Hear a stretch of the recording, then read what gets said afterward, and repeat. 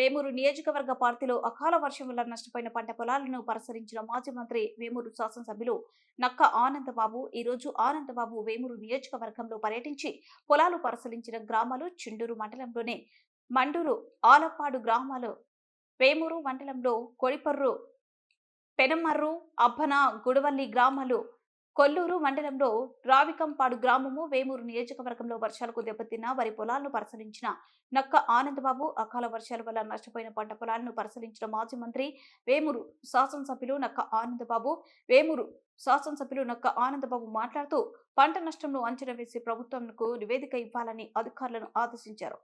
రైతులు అధైర్యపడవద్దు, ప్రతి ఒక్క రైతుని ఆదుకుంటామని తెలియజేశారు.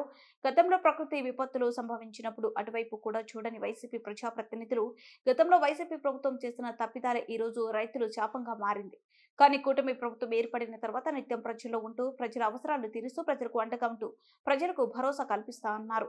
పొలాలు సైతం బైక్ పై వెళ్లి పంట పొలాలను పరిశీలించారు. గతంలో ఇలాంటి వర్ష వీభిస్తాం ఎప్పుడు చూడలేదు. డ్రైన్లో నుంచి నీళ్లు బయటకు పోవటం లేదు.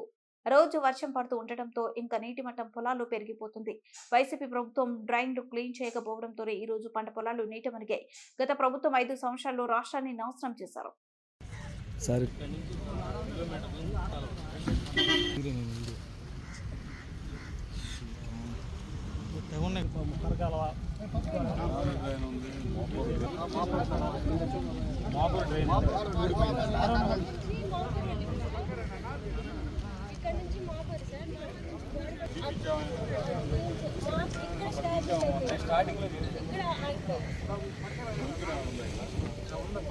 నిమిషాలు వస్తాం 20 నిమిషాలు వస్తాం.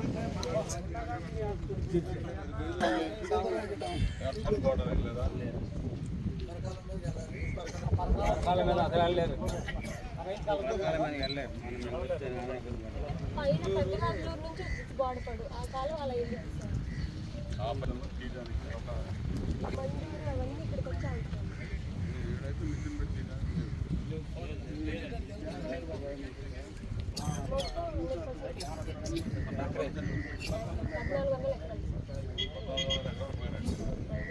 అంటే 50% కవరేజ్ సార్. ఈ ఏరియా మొత్తం కవరేజ్ సార్.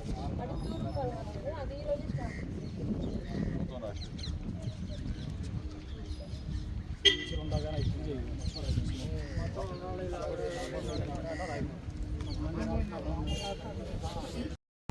భారీ వర్షాలు వరదలు రాష్ట్రాన్ని ముంచెత్తి 10 రోజులు అవుతా ఉంది. 10 రోజుల నుంచి కూడా ముఖ్యంగా మా ప్రాంతంలో వేమూరు నియోజకవర్గం పరిసర డెల్టా ప్రాంతంలో ముంపుకు గురైనటువంటి పొలాలు ఇంకా నీటిలోనే తేలియాడుతూ ఉన్నాయి. రైతు పూర్తిగా నష్టపోయాడు. ఈ సంవత్సరం ఖరీఫ్ సీజన్లో మాగాణి పొలాలు వరి కానీ వరదల వల్ల హార్టికల్చర్ క్రాప్స్ కానీ పూర్తిగా 100% నష్టపోయినటువంటి పరిస్థితులు ఇలా స్పష్టంగా కనపడతా ఉన్నాయి. రైతుని ఆదుకోవాల్సిన అవసరం ఎంతైనా ఉంది. ప్రభుత్వం చంద్రబాబు నాయుడు గారి నేతృత్వంలో సంపూర్ణ సహకారాన్ని అందించడానికి కూడా సిద్ధంగా ఉంది.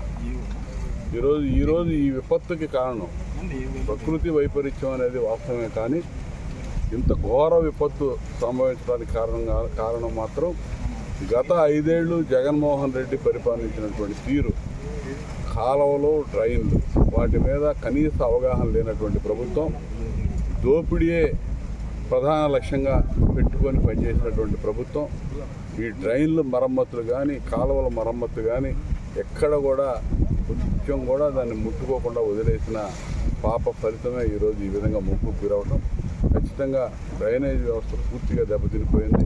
ఈ ప్రాంతంలో ఉన్నటువంటి బిఎం డ్రైన్ కానీ, ఆర్ఎం డ్రైన్ కానీ, తెనాలి మెయిన్ డ్రైన్ కానీ, గంగోలు డ్రైన్ కానీ, అన్ని డ్రైనేజీ వ్యవస్థ ఎక్కడైతే ఉందో డ్రైన్లు ఎక్కడెక్కడ ఏ ప్రాంతంలో పారుతూ ఉన్నాయో ఆ ప్రాంతంలో ఉన్నటువంటి పొలాలన్నీ కూడా పూర్తిగా ముంపుకు గురైపోయి ఈరోజు కూడా ఆ ముంపులోనే కింద నీళ్ళల్లో, మురుగు నీళ్ళల్లో తేలియాడుతున్నటువంటి పరిస్థితి. ఇవాళ రైతుని ఆదుకోవడానికి అన్ని రకాలుగా స్వాంతం చేకూర్చే చర్యలు ఈ ప్రభుత్వం తీసుకోబోతూ ఉంది.